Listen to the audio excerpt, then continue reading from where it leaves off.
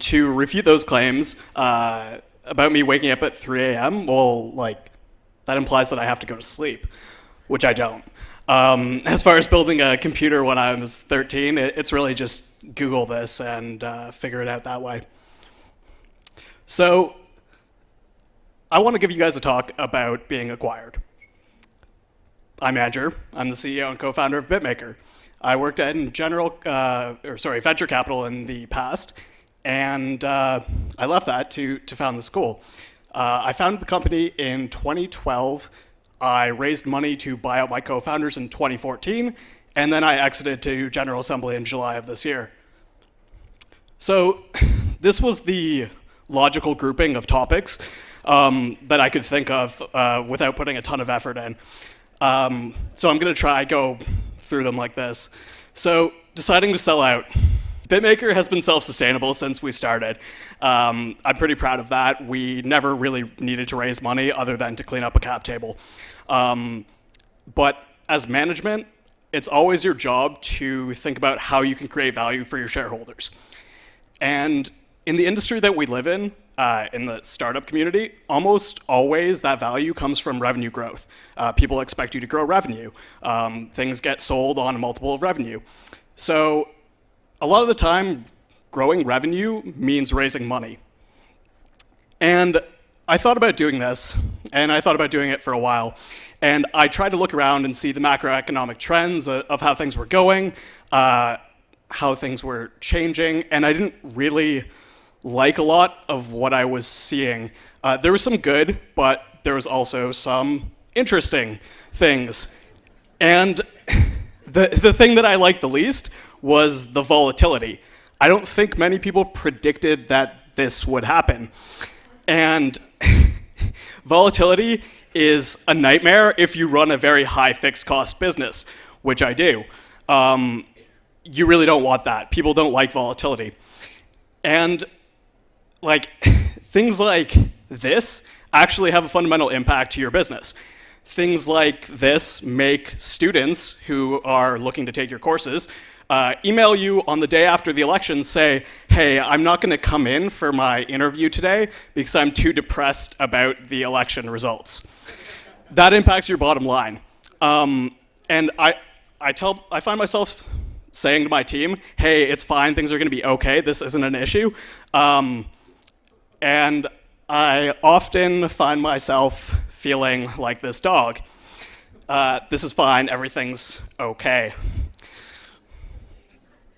So the question you need to ask yourself is, who's going to buy this? If you have a good company that you've built, you've probably already had inbound interest. If you don't like the bidders, try sourcing some yourself, because honestly, like, they're only really handcuffs if you don't like the people who bought you. Potential buyers can be highly differentiated. People are going to want different things. And the one thing that I found, I work in an industry with a bunch of very, very sketchy people. These players have all gone bankrupt in the last 18 months. They've left thousands of alumni and hundreds of millions of dollars of student debt. So when you're looking for potential buyers, don't sell to one of these companies or a player that will do this to your company, because it actually matters. You really don't want to do that. The next thing that a lot of people don't tell you about selling a company is due diligence really, really sucks. It's an incredible amount of mind-numbing work. It starts off and there's 10, 15 points that you're writing out, and it's not so bad. They're probably your KPIs anyways. Suddenly that turns into this. It's a checklist. I think there's something like 200 items on it. And you don't have that already compiled because you're not crazy, and you run a relatively lean startup. So the big question that actually really matters is how much. The one thing that a lot of people rely on is multiples of revenue, multiples of EBITDA, things like that. The problem is a lot of these are flawed to begin with. They require pretty predictable future cash flows, which in a volatile environment, they don't really exist. So like my answer for people is pick a multiple that gets you and your buyers the highest, or you and your sellers the highest return. Like, it's easy. The one thing that I found is that people use increasingly weird and unusual and fabricated metrics. This is one of my favorite quotes. EBITDA. You're removing marketing, which is one of your biggest line items, which I don't know how they managed to convince people of doing this during the Groupon IPO, but they did. So anything is possible.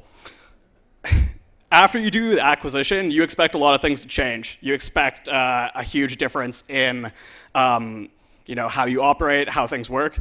And when I sold the company, there really wasn't any, which I guess means I found the right buyer. If they wanted us to change a bunch of things, they probably wouldn't have bought us. They would have just done it themselves. Thank you. Questions? Yeah, questions.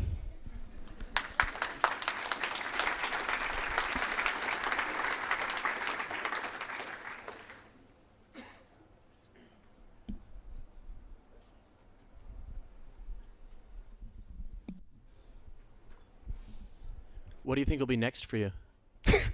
It's a great question. Well, I'm probably going to stay on board with General Assembly for a while. I like what they're doing, but I need a vacation after that. Yeah, that's kind of my short answer.